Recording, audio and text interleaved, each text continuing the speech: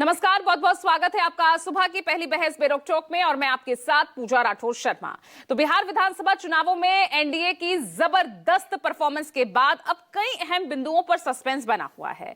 बिहार विधानसभा चुनावों में बीजेपी ने बंपर जीत हासिल कर 89 सीटों पर वो काबिज रही। जेडीयू का भी प्रदर्शन जो है शानदार रहा और 85 सीटें जेडीयू ने जीती है। अब दोनों ही दल 101 सीटों पर लड़े थे और महज 4 सीटों का ही अंतर रह गया था। हालांकि बीजेपी एक कदम आगे जरूर निकली।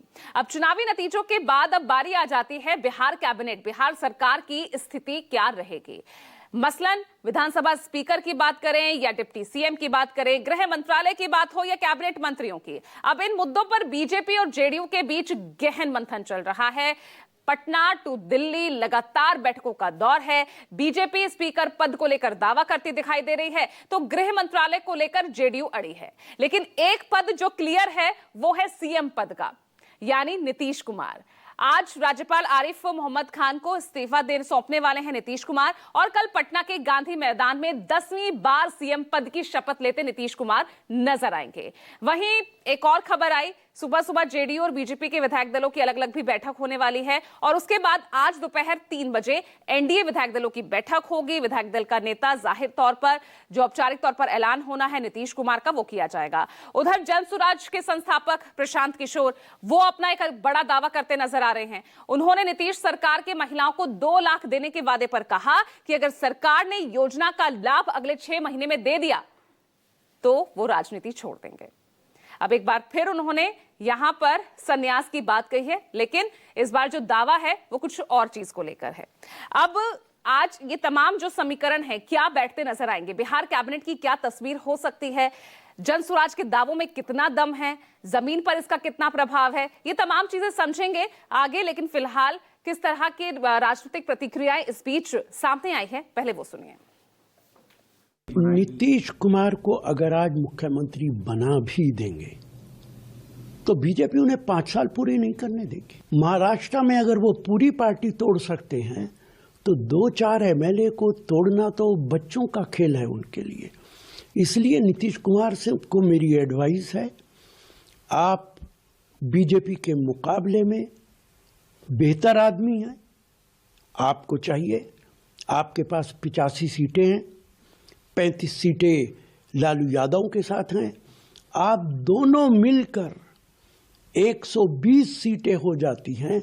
और मुझे यकीन है अगर आप मुख्यमंत्री बने और लालू आपको सपोर्ट कर दें तो अवैसी भी आपको सपोर्ट कर देंगे और आप आराम के साथ 5 साल तक 125 सीटों से सरकार चला सकते हैं। पता नहीं ये क्यों भ्रम है।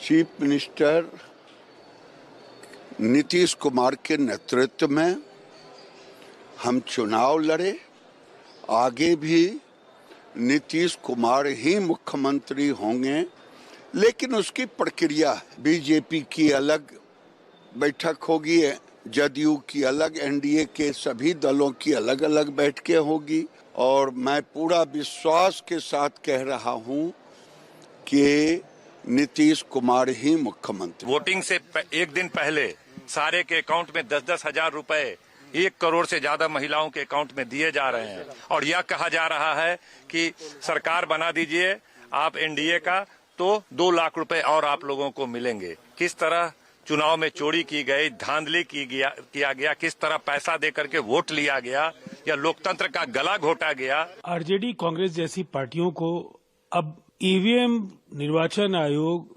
एसआईआर, इन सवालों पर बात करने के बजाय आत्ममंथन करना चाहिए कि किस वजह से बिहार की जनता ने उन्हें ठुकराया है। हर विधानसभा क्षेत्र में 60 से 62 हजार लोगों को कम से कम 10,000 रुपया सीधे तौर पर सरकार ने दिया है। सिर्फ 10,000 रुपया नहीं दिया, ये कहा कि आपको स्वरोजगार के लिए 2 लाख रुपया दिया जाएगा और उसकी पहली किस्त के तौर पर, बयाना के तौर पर 10,000 रुपया उसको दिया गया और पूरा सरकारी तंत्र लगाया गया लोगों को ये बताने के लिए कि अगर आप एनडीए को वोट देते हैं तो आपको 10,000 रुपए के साथ साथ आने वाले 6 महीनों में 2 लाख रुपए तक की सहायता मिलेगी।